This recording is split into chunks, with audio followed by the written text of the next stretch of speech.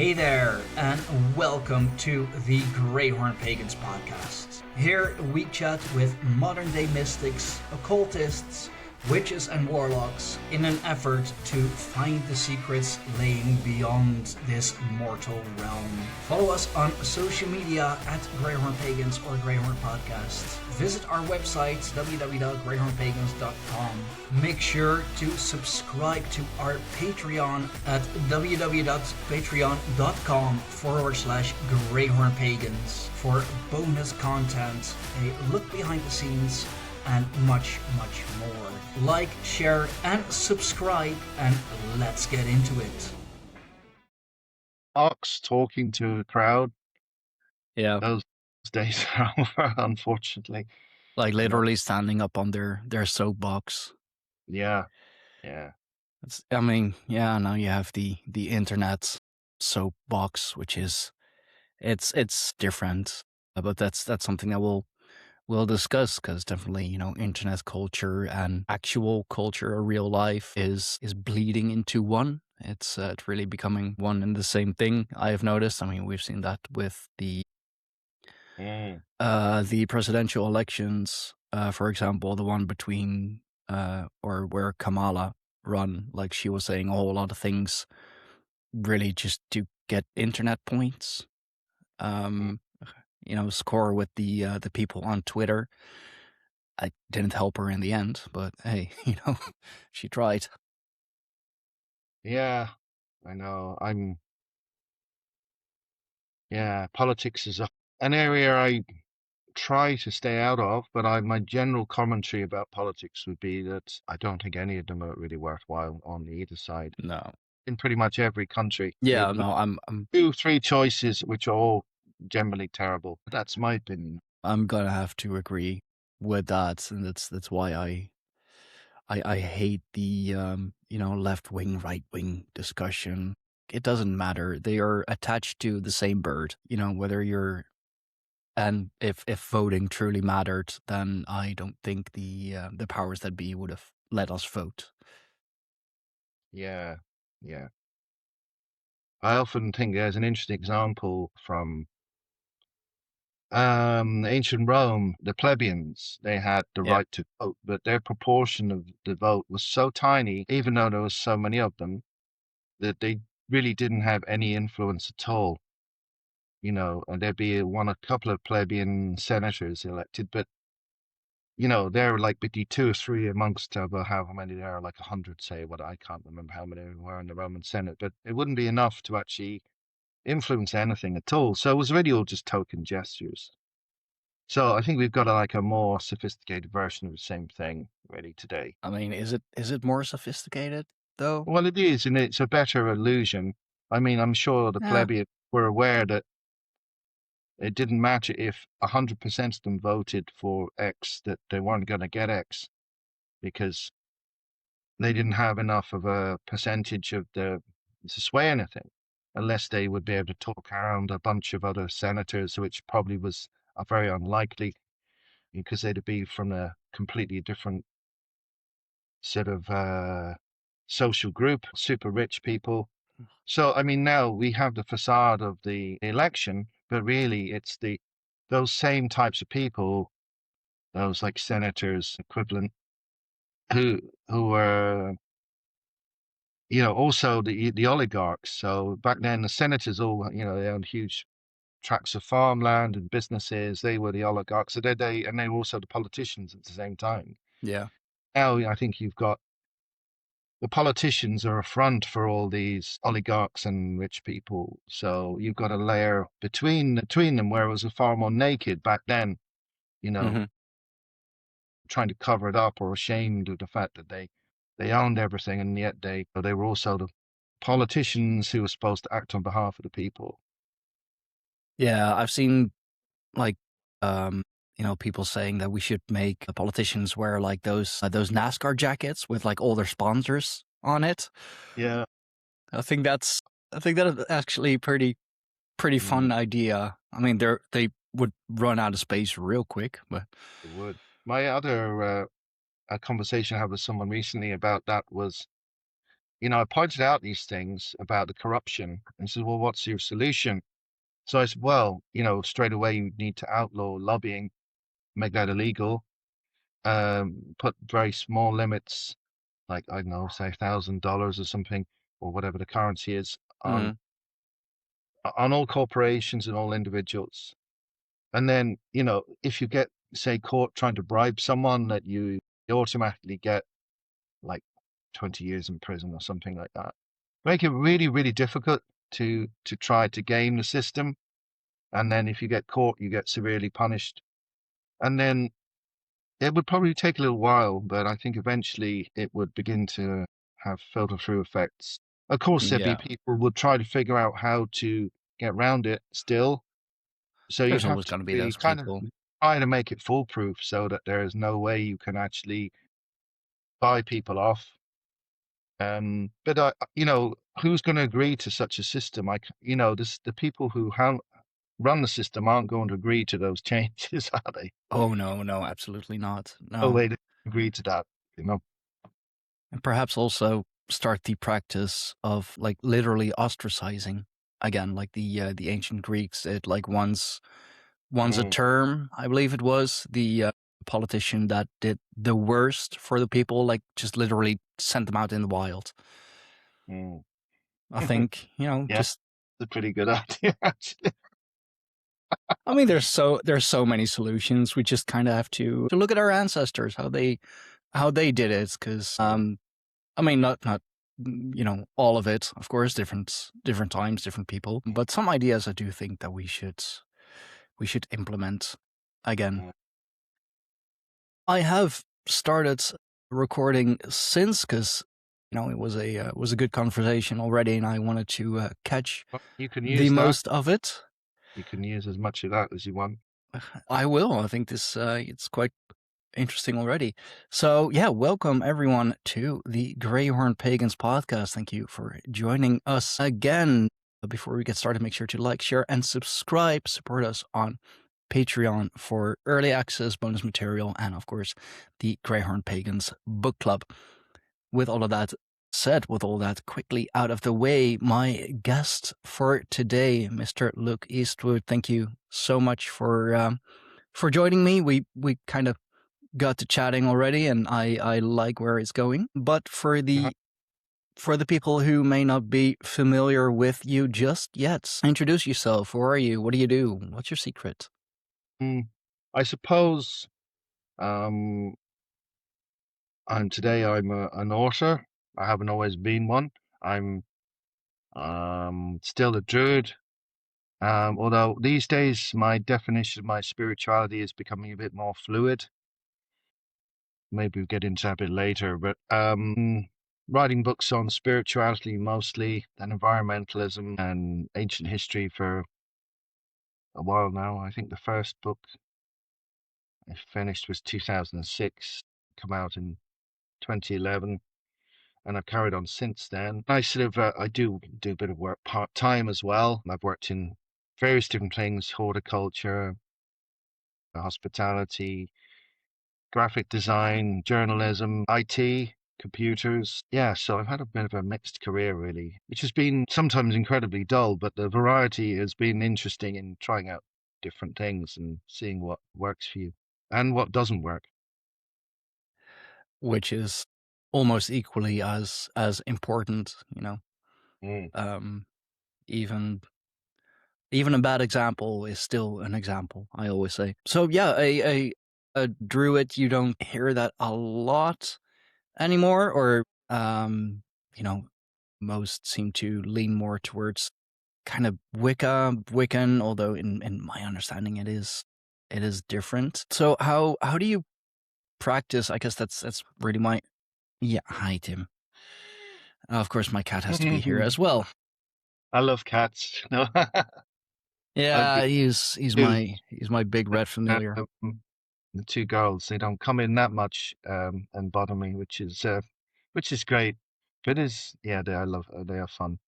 Oh, he always has to be here. Like whenever I'm recording, if it's a podcast or a, just a standalone video, he has to be here. That's why I'm always calling him my kitty co-host. Yeah, I know. Trying to answer what your question there. Yeah, it's an odd thing because it's quite hard to find a druid as such. Nowadays you can find online training and entry points through the internet. When I first was interested, I suppose I was in my early 20s. I was looking at all these different paths, reading a lot of different religions and all these mystical books and all kinds of stuff, everything from Vedic literature, Kabbalah, Celtic mythology, Norse stuff, Native American, everything, like anything and everything I could lay my hands on, really, the Dead Sea Scrolls, et cetera, et cetera. Eventually I suppose I got really into environmentalism and I wanted something that would sort of fit well with that.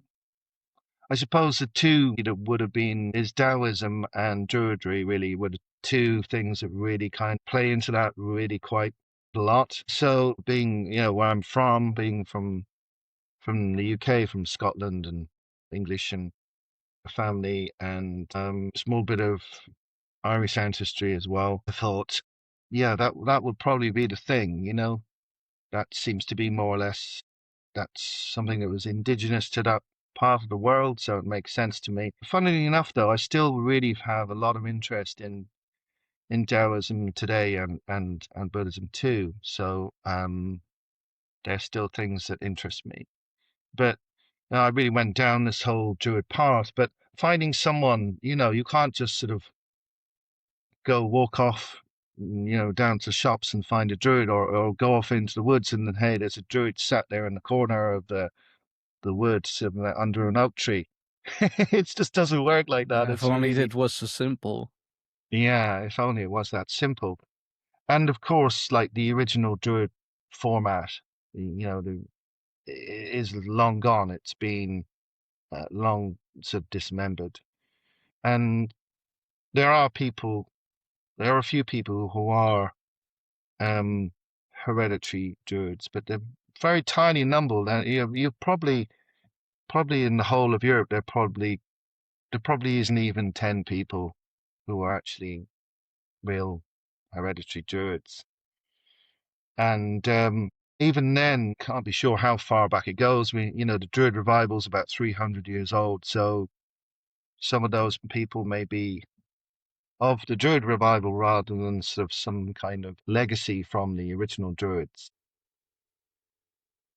You're really in a situation where finding a teacher who's connected with that in some way is quite difficult. I've been quite lucky. I've been very fortunate. I do know um, uh, a local guy. He's actually from Wales, but his tradition is from his grandfather. No, I know there's another guy I know very well who's been a great mentor to me. He actually lived at Gerald Gardner's house you know, in his house with him, sort of helping him out and things, sort of working for him when he was young, when he was a teenager on the Isle of Man. Although, okay, that's a different tradition, but he's sort of, yeah, I suppose he wouldn't even call himself a Wiccan really these days. He's sort of just tried to be connected with spirit and lives a very sort of naturalistic life. He wouldn't call himself a druid even, I'd say. He wouldn't call himself anything really. An elder, perhaps. I've learned an awful lot from him. So there's a few other people I've met here and there over time. But my entry point was, I suppose, mostly through books. I discovered a book by Ross Nichols called The Book of Druidry, which I didn't really fully understand at the time. And then I went back to it later. I did join OBOD, which is, there's a lot of controversy about OBOD. Some people think online, well, it wasn't online then, it was booklets that you got and you read and you did study and you went and explored the tangents if you wanted. Mm-hmm.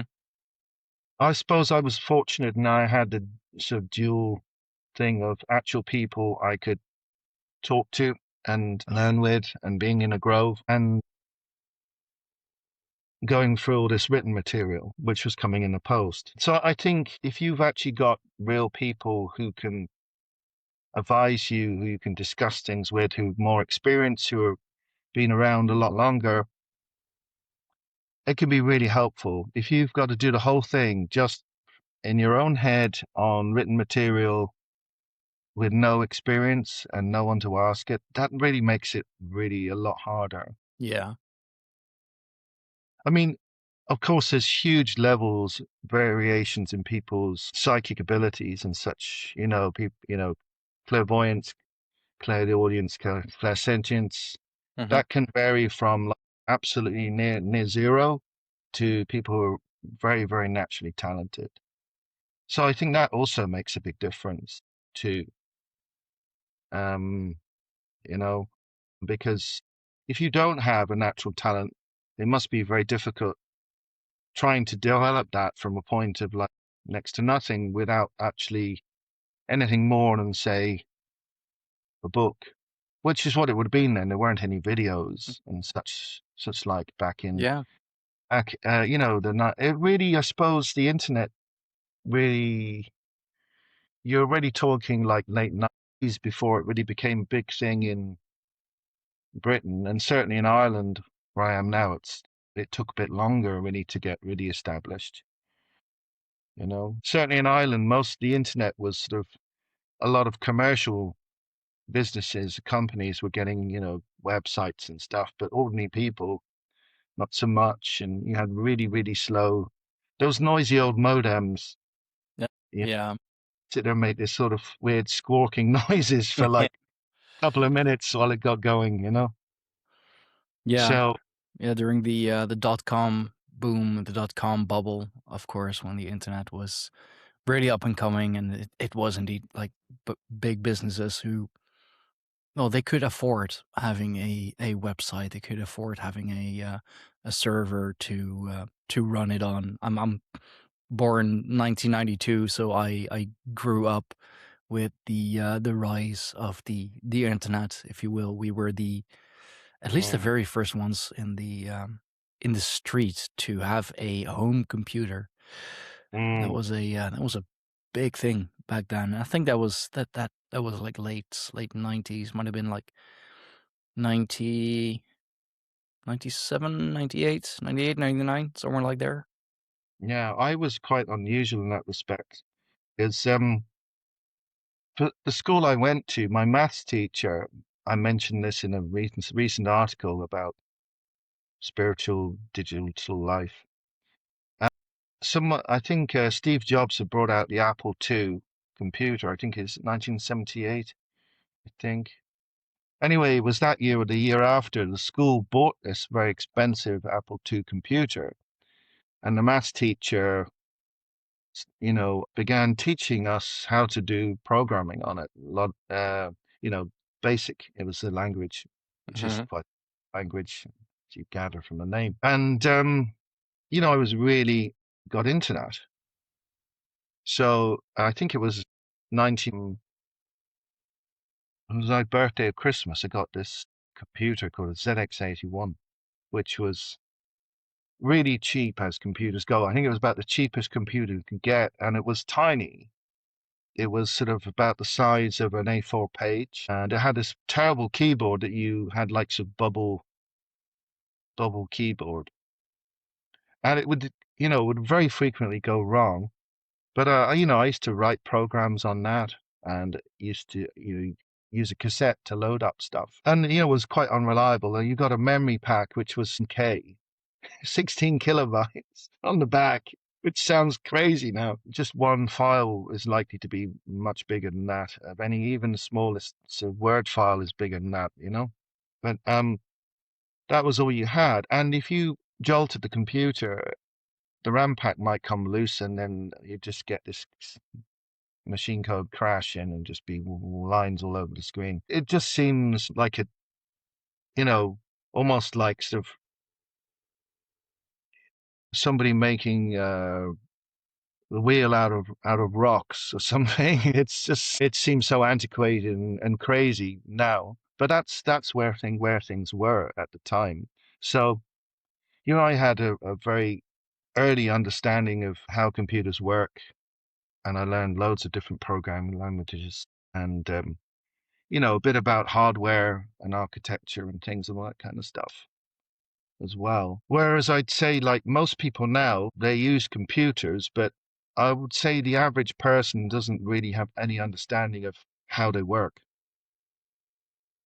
No, I'm gonna have to agree. Like pretty much everyone uses a computer, but how many of them actually, well, like know how to build a computer, which is probably one of the more easy things to do, Mm, and how many of them know how to code and actually can code a program, can code in an app, for example, without the use of AI, mm, because that's really a thing that's you know that's making it's a huge rise. Like now everybody can code, but they're letting AI code, so they're just putting in a prompt and let AI do the coding, which I'm very curious to see where that'll lead in the future, because I've already seen articles that AI is starting to eat itself, that AI is now learning from AI, which is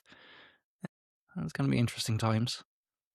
yeah, it is quite worrying, and I think it's worrying for us. Um, I know that when I was a child, I would have memorized various things like phone numbers and information. Every kid had to know their phone number in case it got lost or something happened.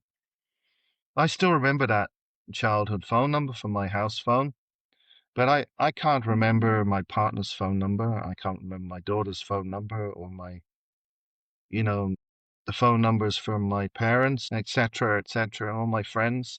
I don't actually know their phone numbers. I have them stored in my phone, but I've forgotten. I sometimes do mental arithmetic just to prove to my brain that I can still do it. Hmm. I might do on a piece of paper some more difficult multiplications and you have to do some division. I still remember how to do that on paper. I just get a scrap of paper and do the sums and don't have to get to the calculator. But I still have this calculator from, I think this is so old. This is a 1984, I think, solar powered calculator. And it still works. It still works today. Wow. Okay. Like I got it really, for school, for doing all like trigonometry and stuff. Hmm. Do people even do trigonometry anymore? Do they even know what that is? A lot of people probably don't even study such things in mathematics now. But my mental arithmetic isn't as sharp as it used to be. And the point really is like, yeah, the same applies with coding. If the AI is going to do all the coding, then it's going to be the same as not remembering the phone numbers or not Yeah. remembering how to do mental arithmetic. And then what else is there going to be that the AI does for us that we currently do, and then we've forgotten how to do it because we don't have to. I mean, at that point, the only people who know how to code are the ones who are coding the AI, if you will, Mm, which is also kind of a scary thought. Like we're seeing that already, that AI has a certain bias depending on who it's been coded by. Like you can't help it. Like whatever you create, whatever you write, may it be a book or code or whatever, your personal bias is always gonna slip in there somehow. It's an mm. unconscious thing. I've noticed it myself. I've noticed it in other books that the well, convictions of the writer, for example, that they're kind of slipping in the story, even if it's a fictional story. For example, like talking about AI and the online space, we're seeing that really now. Well, within the pagan, the spiritual communities as well, more and more seem to be just online, or as you have written in your in the well, I don't want to say paper, but the An text, one of the article, I paper that suppose. you sent me and on your Mm, Substack, really implementing too much technology for a spiritual path that is supposed to be all about nature and ancestry and honoring and living like the ancestors. I mean, even my parents, for example, who are, well, they're of your generation, they're a little older, but they didn't have access to alternate reality goggles or virtual reality. They didn't even have access to a computer. Like, it was a thing to even have a TV. So, like, why are we relying on it now? And even with AI, it's worrying, the Mm. progression of this, how much we've come to rely on it, even in spiritual circles. Well, you said why, and I think the simple answer is we are because we can. That is the unfortunate reality of the situation is instead of giving careful consideration to say, well, this is going to be a benefit for me, like people go out and they say they buy like a smartphone for their little kids. And you got these little kids who are like crazy young age, and they've been given like an iPhone and such like, or whatever the Samsung equivalent or whatever, And they're, oh yeah, yeah, I've got this thing. And the parents, they obviously just got it because they know that it's the thing that all the kids want, but they didn't actually give any consideration to whether it's going to be a benefit to my child. Is it actually going to help them? They just know that they wanted it and it's like a big deal to get it. So they just give it to them. But the thing is, if you really thought about it in any detail and you did any research and you've got like a 6-year-old, say, you would like, if you'd spent that time, you would immediately come to the conclusion that actually this is probably the worst possible thing I could do for my child. So, little Johnny or whoever is going to have a bit of a cry and go, oh, I didn't get my phone. And you got them a bicycle instead or something. And they'll get over it. They will get over it. But unfortunately, that bit of extra effort that's necessary to really think these things through, in many cases, that's not happening. And parents are not making that evaluation, that judgment, which is essential to protect their children's mind. I do see that with my own kids as well. They live with their mother. Their mother and I have a strained relationship, to put it lightly. But and it's become a thing. It's become a whole thing. Tablet kids, like mommy isn't feeling well, or mommy and daddy just need some time for themselves. Like, here's a tablet, go play your game. And from what I'm hearing, from what I'm seeing, is that my kids, and I hardly have a say in it because of the strange relationship, they spend hours on their tab, just so that they're just sitting there and being quiet and don't bother mommy. Well, there was been to that, but it was not that. That was go out and in the garden, Yeah. play or whatever, or go off to your room and play with your toys. And that's a huge difference in the two. Essentially, it's the same action in that, like, I'm busy, I need me time, I've got to do some work, I need to whatever. The adult's got to do something, Mm-hmm. but they want you gone for that period of time. So it's essentially the same motivation, the action, but the end result is completely different. As I know from myself, I mean, I was an only child till I was 15. I used to go off to my room and I had Lego and I had like all these knights in shining armor. I had little figures of like Romans and ancient Britons and stuff, or I had loads of books and whatever, or I had models I could make and then paint. I would just go off and just go and like make up a whole world of wars, like I had like a Darth Vader guy and a stormtrooper, and of course you can't have an empire with only two people. So I used to have to recruit all these knights in armor to join the empire, so you could have a big enough army to go and beat. I had more rebels than I actually had like the backup. So how's that going to work? It's not. It's impossible. Like, so you just in your brain you'd figure out workarounds, improvise stuff. You'd use your imagination to make new things up. And then like with the garden, you go out in the garden, you'd be climbing on stuff and running around. Or I used to go and see my friends, and when they had a big climbing frame, one particular guy and his brother. And so we made up this kind of game where this monster is like trying to catch you, and you to climb on the frame and not get grabbed Hmm. by him and things. And we used to make these dens in the woods, and like you can like play a virtual game on a tablet where you're in the woods, of course, but that's like a million miles away from actually being in the real woods where you've got a big hollowed out hole. We'd put like old planks or branches across it, an old carpet. And I remember we did, you'd make a string of cans as like a booby trap kind of thing. So people would trip on that and they make a noise. And of course, everyone would see it, obviously. But because in your mind, though, you'd think you'd made like some sophisticated, like, Navy SEALs, like booby trap or something. Yeah. Oh, Obviously we were rubbish. all such good spies and secret agents and all. Like we had it all figured out back then. Yeah. Yeah.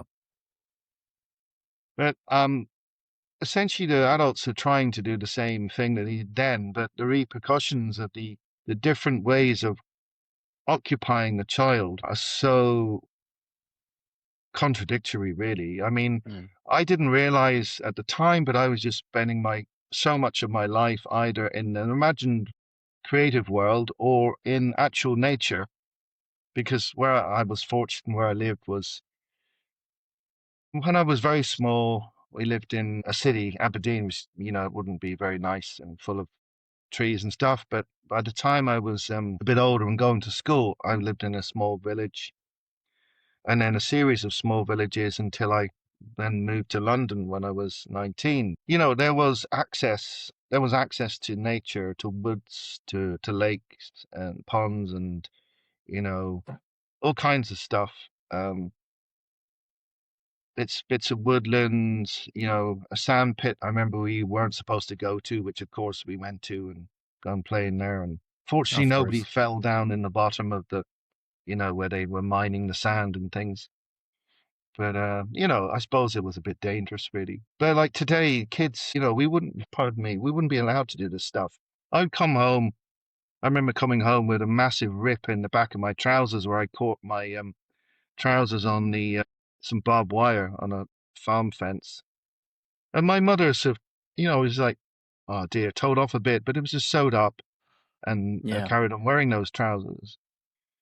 If you did that today and you got a little bit of a cut from which I did, there'd probably be like a major incident and a mass panic, and the parents are absolutely running around in a huge flap, you know. A lot of them would nowadays. Yeah.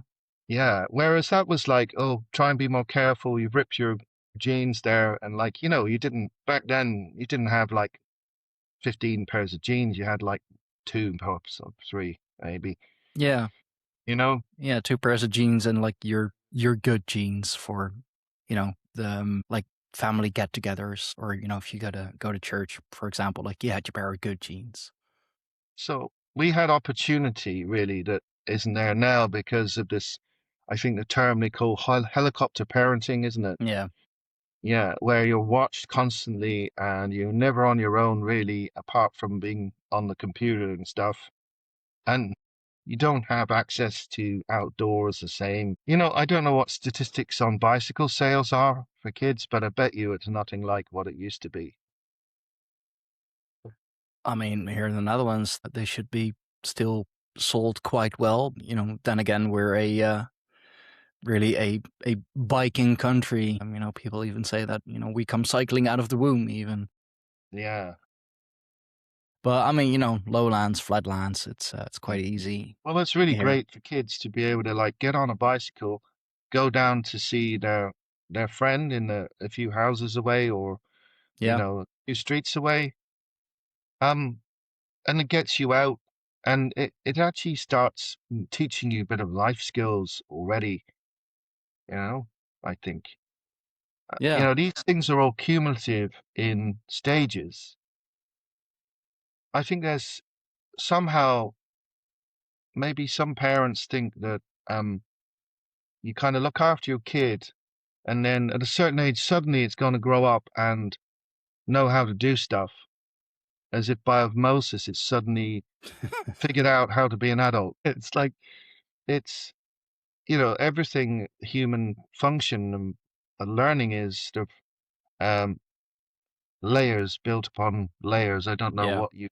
what the technical term would be for that, but it's in fact even the way AI is learning is molded on human learning Yeah. and building in layers and layers of more and more deeper understanding. And if you don't build these early building blocks of um, functionality.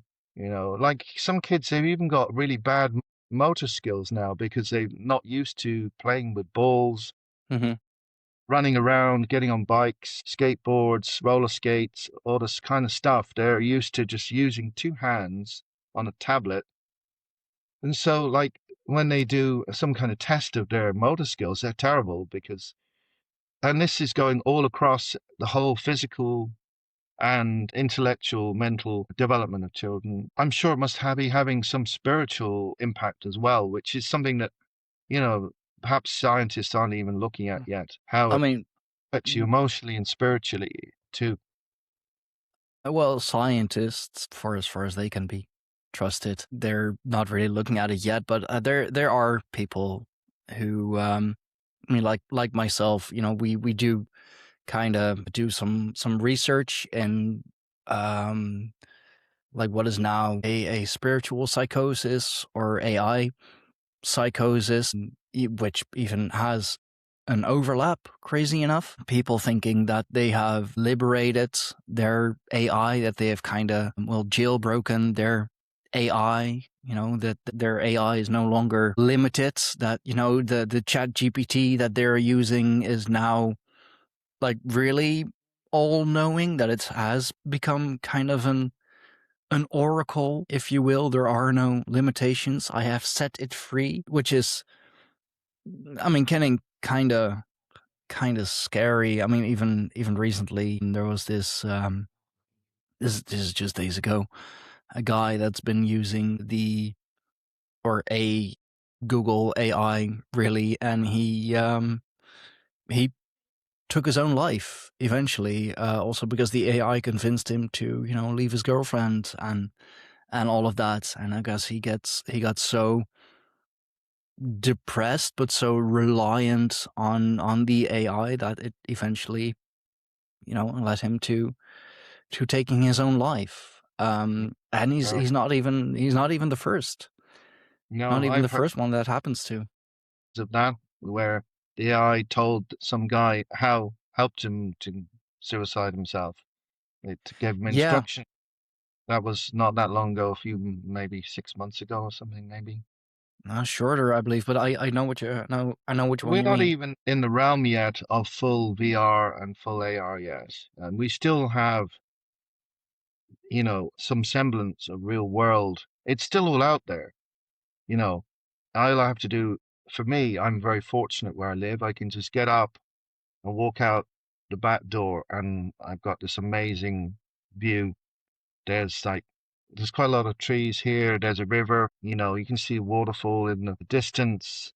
Um, there's a very, very low population where I live and lots of pretty much unadulterated nature. There is farmland as well, but there's a lot of hedgerows, little bits of and just sort of left scrub, woodland, it's just wild.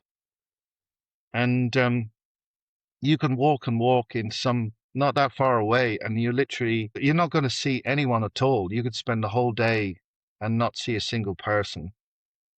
Because it's sort of just open, sort of like parkland with sort of mountainous terrain that nobody really lives there. So I mean, I can choose to disengage with this whole world at any moment and just be in the real world. I can go and see a bird or, picking at an ivy berry. And that's real. And that bird is just living in the life that it would have always lived for hundreds of thousands of millions of years undisturbed. Or, we're now going to get the option, I suppose, where instead of doing that and actually having a real experience, I could put on some goggles and go and watch a robin eating a berry in a virtual forest. I suppose if you've grown up in a way where you don't really understand what nature is or what connecting with it really is, then you say, well, what's the difference? It's the same thing. You might have that perception. I'm sure there will be a time when people will say that, well, there's no difference. Yeah, I think we're closer to that than we may hope. But also, another thing, like you were speaking of, the Druid groves earlier, who are, and the woods and the woodlands, which is, one of the most beautiful and most powerful parts of Europe that you can be in. But how many of those are, being cut down to make room for data centers, for example, or even how much clean water is used for the cooling of these servers, which is something that we don't think about enough. I mean, we know that yes, it's it's pulling a lot of energy and it's a lot of resources, a lot of precious metals, a lot of space as well, but Yeah. also just one VR or one AR session, if you will, it's taking up a lot of energy. You're literally wasting so much clean water, and you're giving the companies even more excuses to cut down entire forests or take up entire swaths of farmland to build another data center, costing even more water Yeah. and all of that. That's something that's barely touched on, really, and like sidelined as an issue. But I remember, years ago, probably the early 2000s, people were already complaining about servers using so much electricity and all the heat. And it's just, you go into a room with servers and the heat's unbelievable, and they're having to like rig up fans to, AC type stuff to get rid of all this heat. And, there was a perception that there was an environmental impact even then, 20 odd years ago, and people complaining about it. But you look at now, the order of magnitude is like ridiculous. It's like 100, 1,000 times worse now when you're looking at AI than the resources that it needs. And this scaling up thing, which seemingly isn't really even working that well, according to some of the latest sort of reports on taking it to the next level, that there's a limit to where you can go with the scaling up, which is great news, and that it might stop people building even more ginormous, bigger and bigger data centers, hopefully. I suppose there is some hope that they'll go to scale things down with improvements in the technology where they maybe won't need such vast facilities, but that certainly hasn't happened, and there's no guarantee that will happen. So I thought, the Matrix and, the conversations I think Morpheus and Neo have about how the world got completely ruined. And, if you're building this bigger and bigger AI, eventually, it's going to want to like basically take half or even the entire area of the planet to make itself bigger and more powerful. At that point, it's like, why? Well, get rid of all living organisms because I need this stuff and they don't matter. I matter. Is that the end scenario where we end up like, or well, in that obviously in the Matrix they start using human beings as batteries as a power source, but that's very unlikely. I would have thought. I'm sure an AI would be using nuclear fusion or solar power or something like that rather than using people. Obviously, Growing that's itself up to the fictitious, but Kardashev scale. the basic point of the fact that this already they know AI wants to protect itself. It has aware of its existence to some extent enough to want to preserve itself. Once we start, like say, giving AI like Grok or something or whatever, Claude, the access to actually running a manufacturing facility. Who knows what's going to start making, you know? If you just gave it a factory and said, well, here you can make whatever you need, what's it going to do? At the moment, like obviously these are specific tasks that AI is given to, like, build cars or make whatever. When you start putting AI inside robots as well, they're there supposedly to assist us. I mean, they always roll out these examples of like disabled people, etc., as a good reason to I have mean, these things. But yeah, then what that usually means is they're just going to force this on everyone and use sort of disabilities as an excuse for like just putting largely untested um, technology into our hands straight off. I mean, look, if we look at the mobile phone, there's so much evidence to suggest that excessive mobile phone use can cause brain temperature increases, cancer, brain damage, etc., etc. And the higher you get, 4, 5G, that becomes more intense. The yeah, electromagnetic damage. So nobody cares about that. That no governments are making restrictions on such things. So, when it comes to AI and there being problems, are they going to shut it all down? I very much doubt it. They're going to just go, no, that'll be all right. We'll figure out something, you know? yeah. That's a problem for later, not for now. Yeah.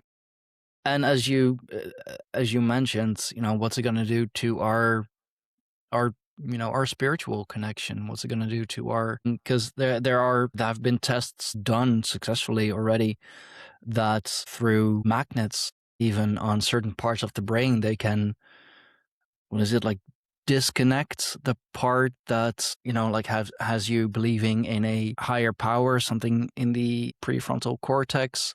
Mm. I Yeah. believe it makes you more docile, if you will, as you relying more on on what you can see and what you can touch, what you can feel, more than any Mm. higher spiritual power. They have already been able to implant false memories into, I believe, either like snails or mice or both. So, who's to say that they're not gonna abuse that? I mean, they're already looking to make AI into the god of this age.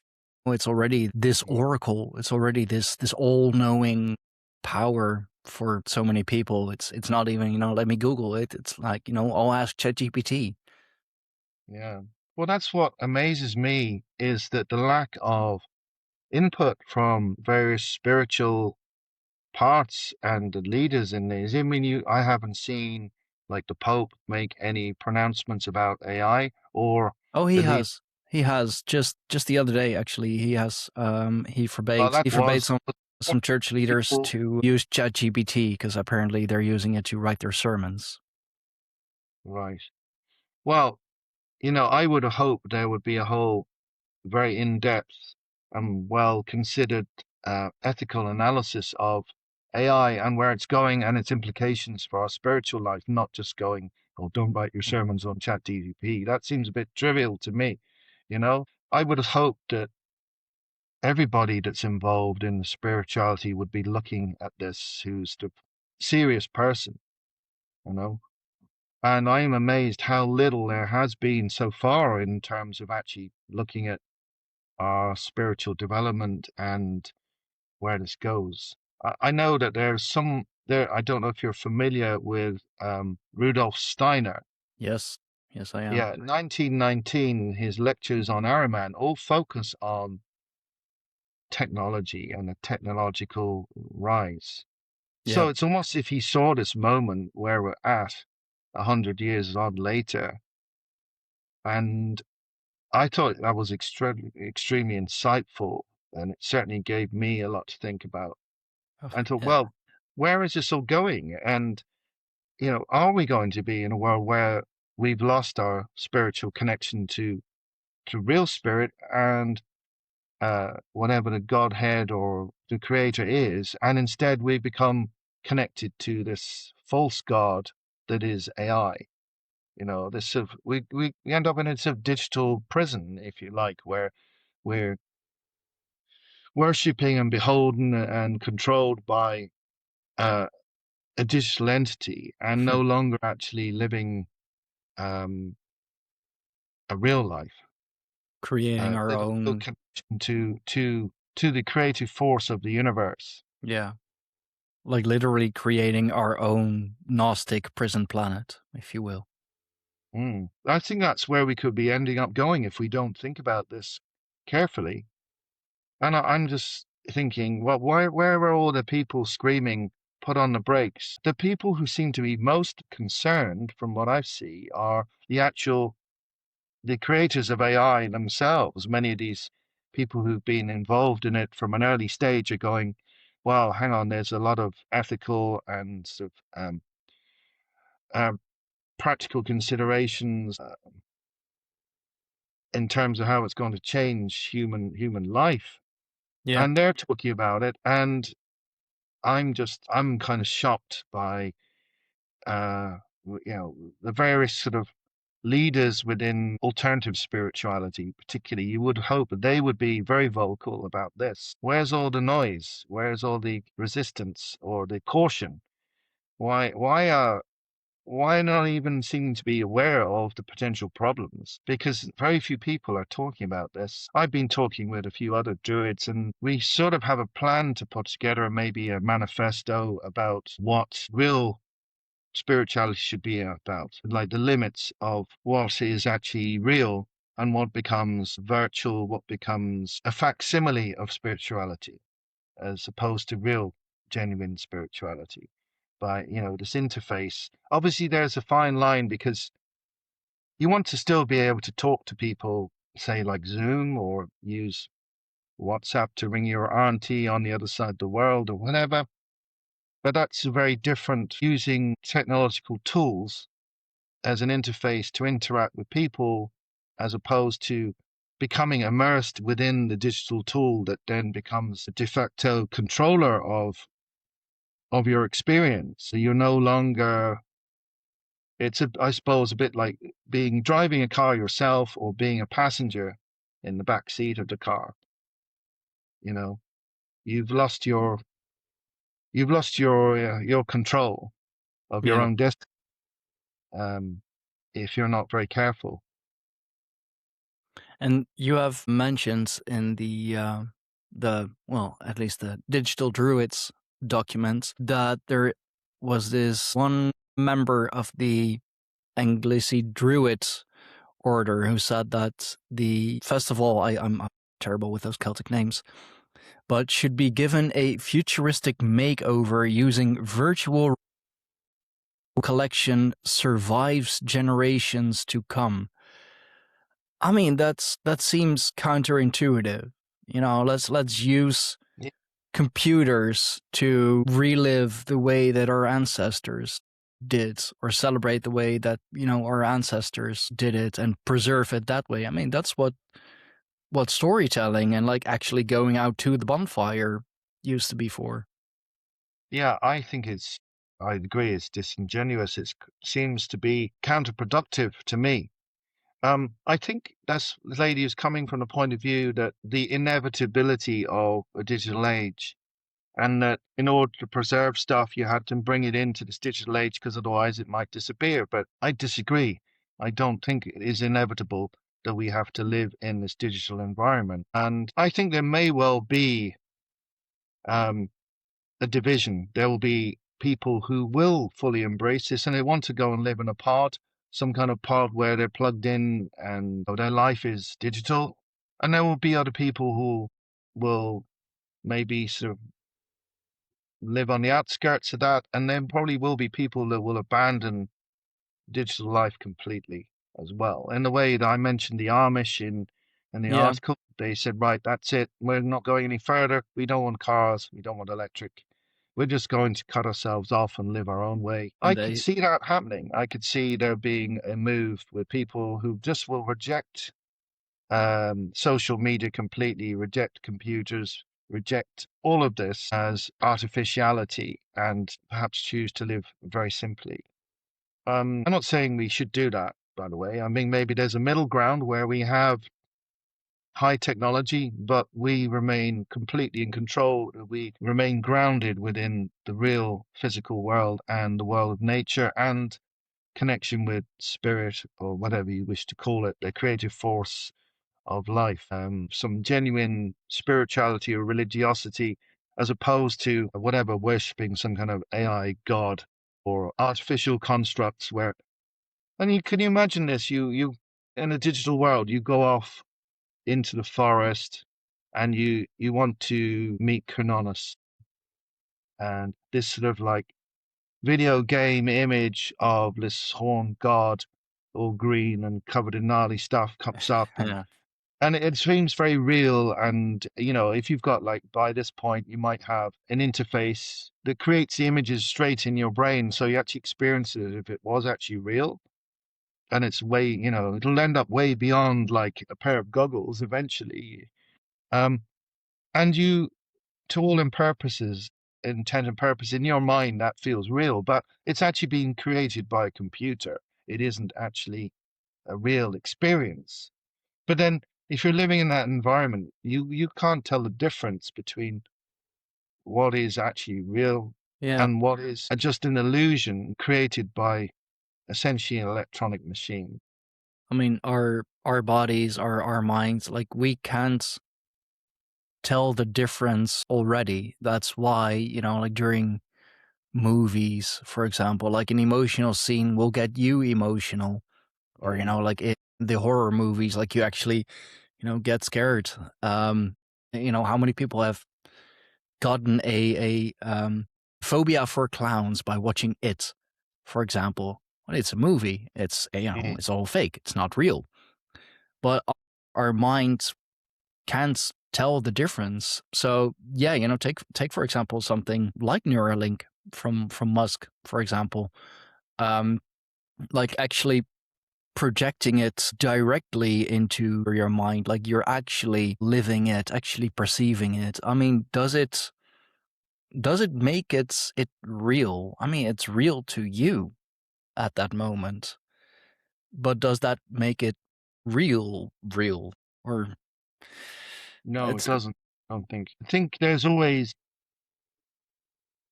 a problem in spirituality in trying to recognize what is real and what is imagined. Say you do have an experience where you felt that you met a god or goddess, or you met an angel, or you experienced meeting a demon, and the whole whatever interaction that happens in that. You could say, well, that's a real thing. It also could be a dream. It also could be mental illness. So you've Hmm. got a certain way, you've got to discern which of these things it is. And now you've a fourth thing where you've actually electronically, which could be seen just as real of any of those three other things. I would say one of them is actually a real genuine experience where you had a real spiritual connection. The other four, the imagined, the mental illness, and the digital creation, none of those are real. They may feel real to you, but they're not actually genuinely real. Part of the problem with spirituality is actually what you want is that real, genuine connection. But actually achieving that is not always easy for everybody, or even people that have spent many years meditating and practicing their craft. These kind of interactions that you might crave don't necessarily come at a drop of a hat, or at all No. even want them. You know, the way that spirit interacts with humanity is more or less, I suppose, beyond our own control to a large extent. And we can interface with it, and we've got techniques we can use, but we've no guarantees really, because we're not in charge of the creator. We can't just say, hey, creator, come here, I need to speak to you. And, it doesn't answer to us. No, You I mean know. it makes me think of how we would operate a computer program, for example. We open the program, we say like, "Oh, we want to run this," and there it comes. So it's it's kind of it's kind of there already in a way. I mean, and also with the lack of patience nowadays with people, attention spans getting Mm. shorter. The whole what is it, like TikTok generation. Like it has to be done, and you have all the answers within 60 seconds or shorter. Even like I believe there's been studies on that if it doesn't hook you within the first 2 seconds, 2 or 3 seconds, that people will still just swipe away. Like Oh, imagine the attention span being that short that even a 60-second clip, it's got to hook you in the first 2 3 seconds, or otherwise you're not even going to watch 60 yeah. seconds of it. That's inconceivable to me, to give something only 2 seconds. I can't relate to that. How? Oh, I would sometimes you pick a film to watch, and I might randomly pick a film you don't know about, and I would give it a fair go. I might be 20 minutes in before I've decided that I really don't want to watch this, and I watch something else. But because I'm aware that like some of the greatest films I've ever seen are slow burn, Yeah. where it takes a while to get into it. There's a particular few films that I've seen where you're watching it and you just don't understand what's going on, and you're captivated, but you really don't understand, and you might have to get an hour into the film before it starts to make sense properly. I can think of a few films like that. There was a particularly good film with Emil Hirsch called, I think it's called Freaks, and it's sort of set slightly in the future, and these people have um, supernatural abilities, Hmm. but you're not told that, and you don't know what's going on. And the first half of the film, you're trying to figure out what on earth is going on, and then suddenly there's a reveal, and you really kind of you get what's happening. Yeah. Films like that are wonderful because they're so dense, there's so much in them, and you can watch them two, three, four times, and you're going to get still more out of it. But that requires a lot of commitment from the viewer to actually stay with it, and rather than just go, oh, this is daft, just switch it off, Yeah. click next thing. But the rewards, the dopamine rewards, if you can wait, are usually a lot better than if you just want now, now, now, now. Like most skills in life require effort and time, you know? I Yeah. mean, can you imagine someone with that kind of mindset and say they want to become a brilliant violinist? What hope have they got? Yeah. I mean, Years and years of practice and hard work over yeah, and over and over to even get close to being great, never mind like a virtuoso. or just even close to being good at all. Yeah, yeah, Yeah. yeah. We see that.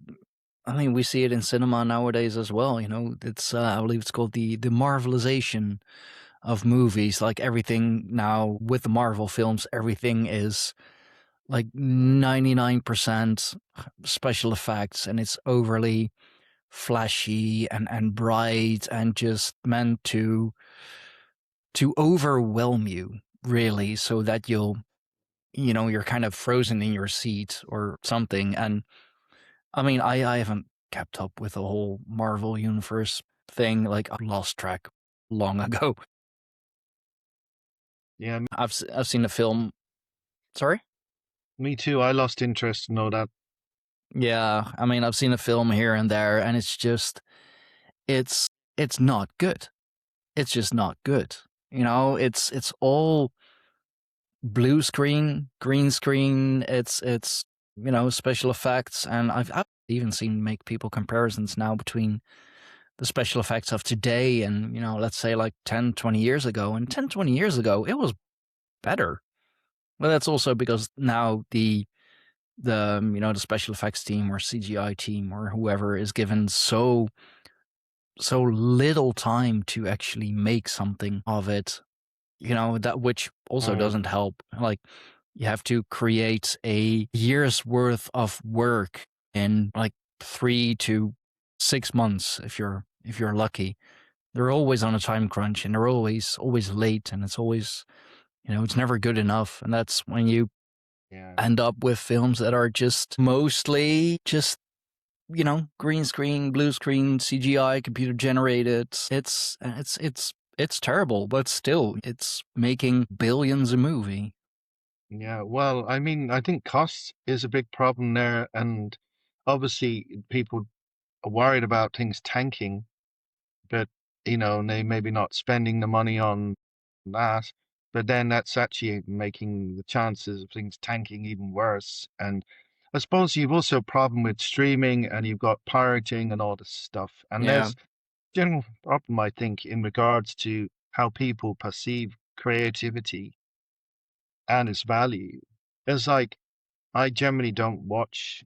I don't really. I mean, I've watched a couple of pirate films when that became really huge yeah, yeah, years ago, and then like I don't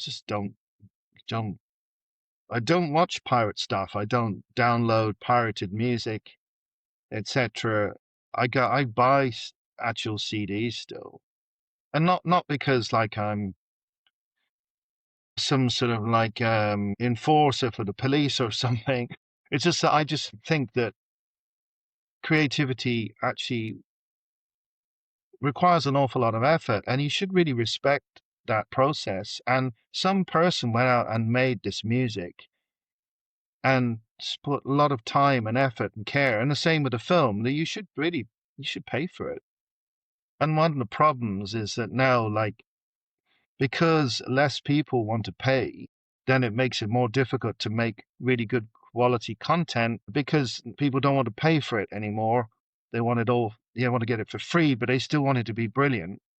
So yeah, you can't, those are two, that's a real contradiction, isn't it? You can't really have amazing, wonderful content and expect studios or like, bands, etc., producers, the whole machine behind all these creative things to just give it you for nothing.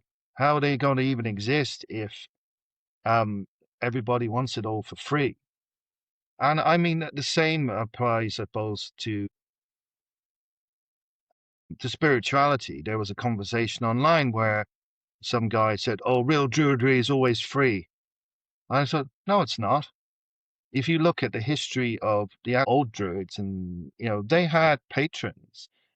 You had like all these different kingdoms within Ireland and also within Britain and Gaul, and they'd had their druids, and the king or the various chiefs or whatever had their druids. They all got paid as such. I mean, they didn't probably get a salary as such, but they would be provided with somewhere to live. They provided yeah. with They got food. they got compensated. They were compensated for what they did, and they spent a very long time, a huge number of years learning their craft, and they, then expected to be compensated by the Lord or the king or whatever, But then you've got the opposite problem today as well. You've got these people expecting everything for free, but then you've got the opposite problem of people thinking, well, if I spend €1,000 on this weekend course, then I'm going to become this mega master, whatever. And like, Yeah, if I spend 200, it won't be as good as if I spend 1,000. And this the false correlation between how much you spend and how much you're going to get out of your spiritual learning or whichever sort of teacher guru you've gone to. If you spend 3,000 going to see some person, that you're going to have this ultimate spiritual enlightenment. I don't think there is any correlation at all there, to be honest. I think we're now in a world of like carpetbaggers and sort of a spiritual supermarket. So trying to ground yourself in terms of what is actually going to be a benefit to you. Well, you might still find a person that's going to offer to, say, spend time with you, teach you for free. But then there's someone else who's going to offer you something, well, supposedly on paper, the same for a thousand euro. So how do you yeah. decide who you're going to go to? I think it's become a real like minefield today. And that's not even mentioning all those fake gurus, if you will, who ask indeed like €1,000 for a weekend course and give you nothing but, the most basic stuff that there is. And you walk out of the weekend knowing, well, probably less than you already did. Yeah, it's quite frightening, really. And for me, as I said, I've come from this world of pre-internet and grown up with sort of gradually becoming used to it. So I can't really imagine what it's like to be immersed in a world of the internet age where all those things I take for granted about the physicality and actually doing things in real life and with real people and meeting people.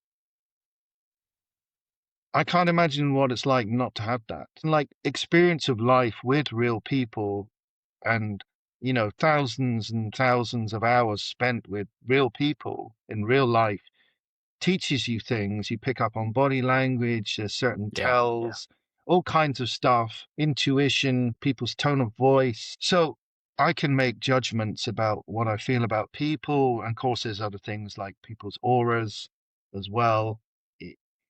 When you look at someone on a screen, you know, that's very different from, say, actually interacting with a person in real life. And then say you're trying to pick people, say like the course we're talking about, you're going to eventually meet this person in real life and do something with them. But if you've always lived in a world where everything is digital, so making the right choices, then how do you do that when you don't have experience of actual real life and real people and be able to tell the difference between someone who's a really genuine and someone who's full of BS? Because have you got the life skills to do that? You know, I wonder. So that's a good question. I mean, there's the age-old saying, never meet your heroes. And that's, it's true in every way. It doesn't even have to be a hero. It might be well, nowadays an influencer, for example, that you look up to, which is, it's also, yeah, just an influencer. It's also a fascinating concept. Like, what do you do? Yeah, I'm an influencer. So what does that mean? Like, I influence people to buy stuff that makes me money. Okay, but yeah, I mean, and I think you're very right that you mentioned in the digital druids that a lot of that like really ramped up during the COVID years when we were all Mm, working from home and all got really familiar with Zoom calls and whatnot. Like everything was digital because we were not supposed to meet in person, or if we did, we had to have X, Y, and Z, and mm. so it was easier to not meet in person and just open up Zoom and call them that way. Yeah, it's interesting. During that time, I did online meditation thing every week, and that went very well. Lots of people seem to value that. But then when things changed and they opened things up, I just stopped doing it and I went to doing it in real world. Hmm. And that was far less successful in the real world. And I eventually stopped doing it but that just struck me as really bizarre that obviously, you've access to far more people, but, people seem to value that as an online thing, which was actually just there as a substitute. To my mind, it was a poor substitute for the real thing. It was the best that you could offer because you didn't have access to people. Yeah. But then the real thing, where you're actually there in person, the uptake was like really pathetic in comparison. I just thought that was so odd. What a weird phenomenon that Yeah, it doesn't going to world, translate. yeah, that people almost prefer, in some cases, the online experience to the real thing, you know, which I just can't get my head around that. It just doesn't seem to make any sense to me whatsoever. No, but I mean that's what you guys when you get when you're from the pre-internet era, if you will. Like I do understand better. I'm not saying I agree with it, but I would say at least that it's ease of access. It's really just the click of a button and you're there. So it's low effort, which is something that it's what we keep talking about. You want 100% result with preferably 0% effort, which is becoming more prevalent. Is, I guess, less scary in a way, because if you're uncomfortable, a lot of people seem to have anxiety nowadays. Wonder where that comes from. Then it's a lot easier to just look at it and participate on a screen. And then as soon as you kind of feel uncomfortable, you're just you leave the Zoom call and that's that. You don't have to like actually go out and get in your car and all of that. And yeah, I think it's mostly those two things. Like it's ease of access, and yeah, it's less scary, if you will, even though it's absolutely not scary in the slightest. But there are so many people who have anxiety. I mean, yeah, like during the COVID years, if I was a little less stable, let's say, then yeah, I would have absolutely gotten some anxiety. You're bombarded with, this is bad and that's bad, and death and disease, and the world's gonna collapse, and the world's gonna, like, everyone's gonna die. Right.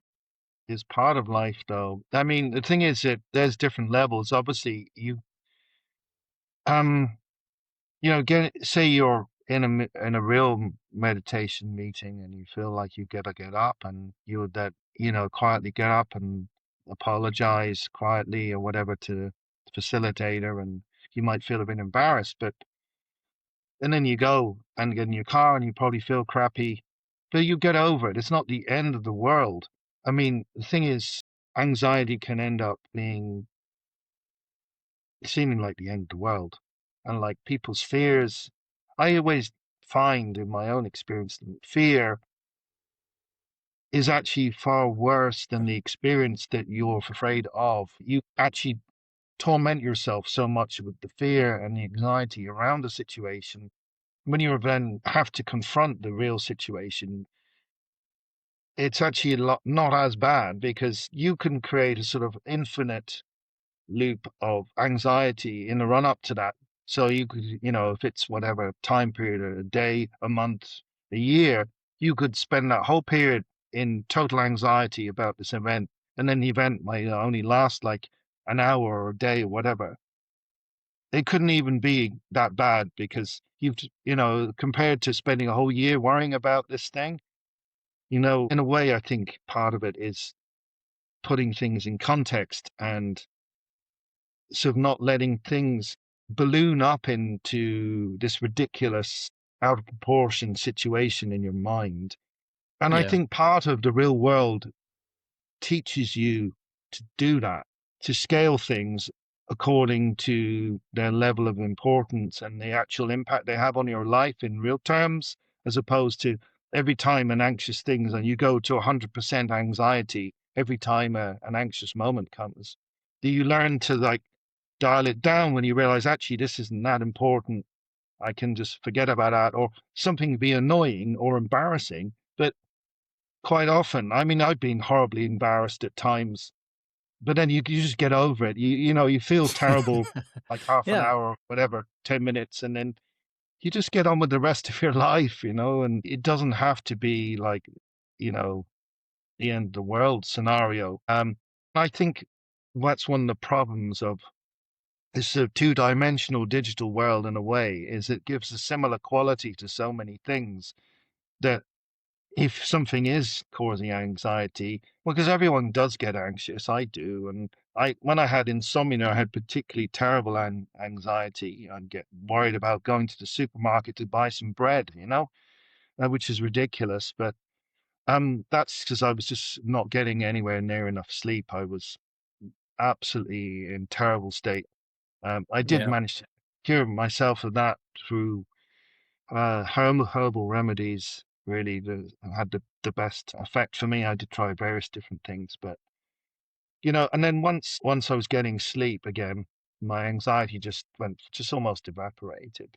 Yeah. But I can understand what severe anxiety is, but I was also aware that it was an illusion, that actually going to buy bread in Lidl wasn't going to kill me, and I wasn't going to end up being like assaulted by ninjas or something. Um, you know, that in my head, I'd kind of made this into a terrible ordeal of having to go to the supermarket or the shop just to buy whatever, bananas or a loaf of bread or whatever. Yeah. And then I just forced myself to do it because I was aware of how ridiculous it was. But I think we have got into a world now where anxiety has become like an epidemic, hasn't it? Yeah. You Yeah, know, it kind of has, like, everyone seems to be anxious, or everyone has some form of anxiety, a lot of people are Mm. just. I wonder what the correlation is between internet usage and anxiety levels in the human population. Ooh. Oh, that'd be a good one to study, actually. I mean, there must be some yeah, there must be some sort of correlation. As internet usage went up, so did anxiety levels, always looking for that next hit of dopamine, and whenever we're not getting it within the first 2 3 seconds, we're real shaky. And Mm. yeah, I that's a think good one. they have this thing, I'd have a special name for it, I think, of where they go off into nature and like chill and sort of, calm their nerves and anxiety and stuff by being in forests and things like that. I think they've got a special term for that. And obviously they live in a very technologicalized world, and this huge mega city of Tokyo was this vast, Mm. but I think, they have an awareness that jumping out of that into natural environments is sort of an antidote to a lot of the stress and anxiety and I mean, such like. that's become a bit of a meme, just touch grass. And Mm. it may be a meme, but it's true. Just, get out in nature, get out in the sunshine. Like, man, I'm happy the sun is shining. It's been winter for way too long. Yeah, terrible here. It just con constant rain for weeks and weeks on end. Oh yeah, I mean the UK and the Netherlands, we have very similar weather patterns. So I'm very happy the sun is shining, and I'm very happy that it's kind of Yeah, continuing. Spring seems to be yeah, we've coming at last. day of actually no rain I'm in the west of Ireland in the southwest, and wow, that's like we haven't had 3 days or even like a whole day with no rain for I don't know, pretty much the last 4 months or so have been like rain nearly every day, or at some point we've had rain pretty much. Even the good days we've had a little bit of rain. And then we've had Wow, whole deluges of like entire day of just catastrophic torrential rain just going on and on and on. It's that's probably the great. wettest winter we've actually had in decades. Crazy. Well, this has been a enlightening conversation. Definitely a lot of stuff to ponder on. I'm definitely gonna further the bit of work that I did with spirituality and the internet and anxiety and the internet. I think that's a good one to go into as well. Yeah, so thank you very much for this conversation. Hope Uh, it'll make you think about this subject and about, being more proactive about deciding where your spiritual life is going rather than just being carried along on a wave. yeah, absolutely. Where may the good people find more of your work, more of these enlightening topics? I suppose the best place to go is my own website, which is lukeeastwood.com. And then I think there's links to Substack, to my YouTube channel, and various other bits and pieces, and my books, etc. All right, I'll make sure that the more important links are in the description box down below. I always want to make sure that my guests are well represented as well, because I wouldn't have the show that I did. I wouldn't have like 90% of the knowledge that I have if it wasn't for my awesome guests. Thank you for having me. It's been a really interesting conversation, and it's great to actually find people who really want to discuss this and actually look at it seriously, because I think it's such a big issue. But as I said, I don't think it's been really explored very much as far as I can tell. Not enough anyway. Yeah.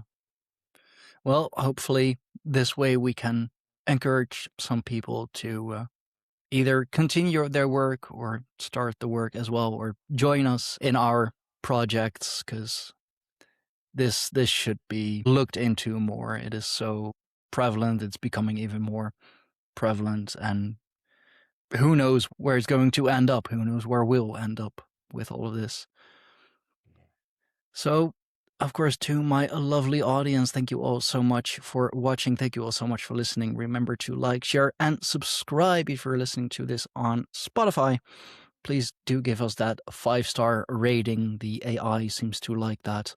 Gotta please the AI.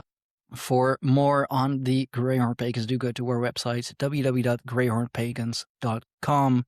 Support us on Patreon, patreon.com/greyhornpagans, for early access, bonus content, and the Greyhorn Pagans book club, where we currently are still reading Night Sight of the Runes, which is an incredibly fascinating book. I'm trying to do a chapter every Wednesday, so be on the lookout for that.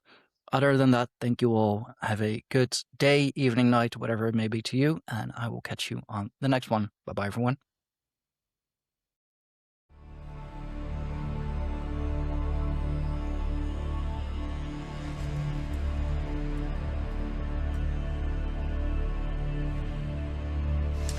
This was yet another amazing episode of the Greyhorn Pagans podcast. We thank you all for watching. We thank you all for listening. Remember to like, share, subscribe, and hit that notification bell so you will be notified whenever we upload something new.